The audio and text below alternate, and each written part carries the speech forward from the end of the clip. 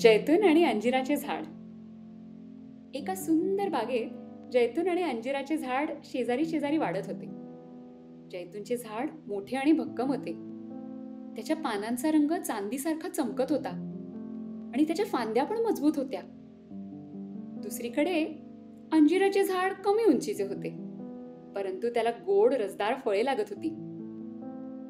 एका उन्हाळ्याच्या दिवशी जैतूनच्या झाडाने स्वतःची प्रशंसा करण्यास सुरुवात केली. बघ माझ्याकडे, जैतूनचे झाड गर्वाने म्हणाले. मी किती मजबूत आणि उंच आहे. शेकडो वर्ष मी अभिमानाने उभा राहू शकतो. माझी पाने सर्व ऋतूंमध्ये टिकून राहतात आणि माझी फळे मौल्यवान तेल देतात. अंजिराचे झाड शांतपणे ऐकत होते, परंतु जैतूनचे अहंकारी बोलणे ऐकून त्याला वाईट वाटले. जैतूनच्या झाडाने पुढे सांगितले, तुझ्याकडे बघ, तू माझ्यापेक्षा लहान आणि अशक्त आहेस. तुझ्या फळांचा काय उपयोग? ती फक्त खाण्यासाठी आहेत आणि लवकर नष्ट होतात.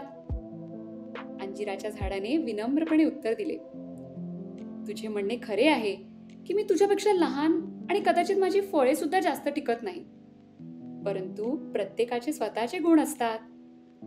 जैतूनचे झाड मात्र हसले आणि अंजिराच्या झाडाकडे दुर्लक्ष केले. काही काळानंतर त्या परिसरात भयंकर वादळ आले. आकाशात विजा चमकू लागल्या आणि मुसळधार पाऊस पडू लागला. प्रचंड वारे वाहू लागले.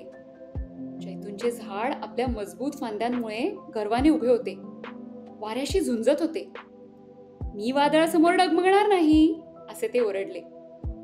परंतु अंजिराचे झाड, जे लवचिक होते, वाऱ्याच्या दिशेने वाकत होते आणि वादळाला शांतपणे सहन करत होते. अचानक जोरदार वारा आला आणि जैतूनचे झाड जमिनीवर कोसळले. वादळ थांबल्यानंतर अंजिराचे झाड अजूनही जिवंत आणि सुरक्षित होते. ते जैतूनच्या पडलेल्या झाडाकडे दया दाखवत म्हणाले, मित्रा, तुझी ताकद आणि सौंदर्य अद्वितीय होते, परंतु तुझ्या अहंकाराने तुझा नाश केला. कधी कधी मजबूत असण्यापेक्षा लवचिक असणे अधिक महत्वाचे असते आणि दुसऱ्यांना कमी लेखण्यापेक्षा प्रत्येकाच्या गुणांचा आदर करणे चांगले. हे पहा, अहंकार आणि गर्व हे पतनाचे कारण बनतात. विनम्रता आणि लवचिकता मात्र संकटांवर मात करण्यात मदत करतात.